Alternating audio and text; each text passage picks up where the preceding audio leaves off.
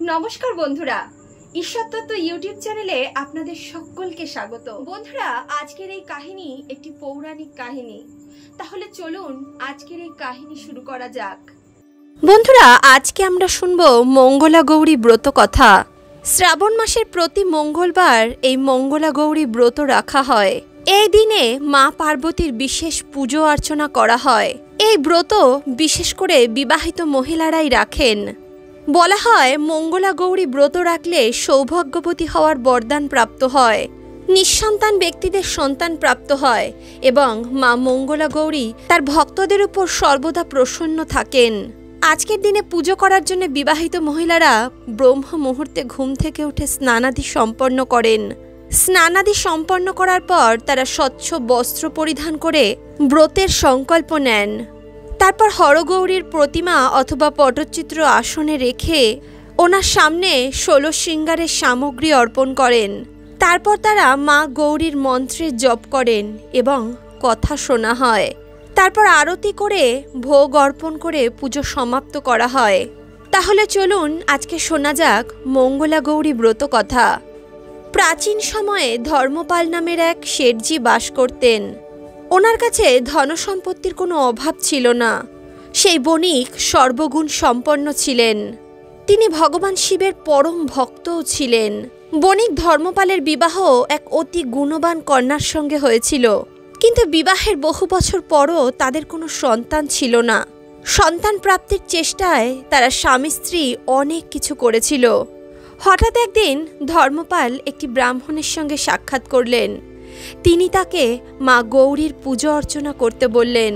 তারপর থেকে প্রতিদিন ধর্মপাল ও তার স্ত্রী মা গৌরী এবং বাবা ভোলানাথের পুজো অর্চনা করতে লাগলেন।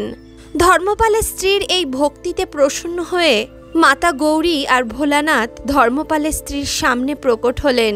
তারা ধর্মপালের স্ত্রীকে বললেন, তুমি যে বরদান চাও তা আমাদের কাছে চাইতে পারো। তখন ধর্মপালের স্ত্রী বাবা ভোলানাথ আর মাতা পার্বতীর সামনে সন্তান প্রাপ্তির ইচ্ছা পোষণ করল। বাবা ভোলানাথ আর মা পার্বতী তাকে সন্তান প্রাপ্তির আশীর্বাদ তো দিয়ে দিল, কিন্তু তার সঙ্গে তারা এটাও বললেন যে তোমার সন্তানের অল্প আয়ু হবে। কিছুদিনের মধ্যেই ধর্মপালের স্ত্রী গর্ভবতী হলেন। দেখতে দেখতে 9 মাস কেটে গেল আর ধর্মপাল একটি খুবই সুন্দর পুত্র সন্তানের পিতা হলেন। এইভাবেই সময় অতিবাহিত হতে লাগলো। ধর্মপালের পুত্রের বয়স এখন হয়ে গিয়েছিল 18 বছর। তখন ধর্মপাল এক জ্যোতিষীর সঙ্গে পরামর্শ করলেন, আর সেই জ্যোতিষীর কথা অনুসারে ধর্মপাল তার পুত্রের বিবাহ এমন একটি কন্যার সঙ্গে করলেন যে মঙ্গলা গৌরীর ব্রত রাখত। ধর্মপালের পুত্র ও পুত্রবধূ সুখ শান্তিতে নিজেদের জীবন কাটাতে লাগলো। ধর্মপালের পুত্রবধূ প্রতি মঙ্গলবার মঙ্গলা গৌরীর ব্রত রাখতেন, যার প্রভাবে তার স্বামীর অকাল মৃত্যু দূর হয়ে গেল।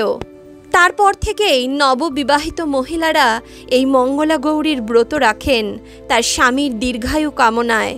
এই ব্রত পালন করলে একটি সুখী বৈবাহিক জীবনের প্রাপ্তি হয়। যে সকল মহিলারা এই মঙ্গলা গৌরী ব্রত পালন করতে পারেন না, সে সকল মহিলাদের প্রতি মঙ্গলবার নিরামিষ ভোজন অবশ্যই করা উচিত।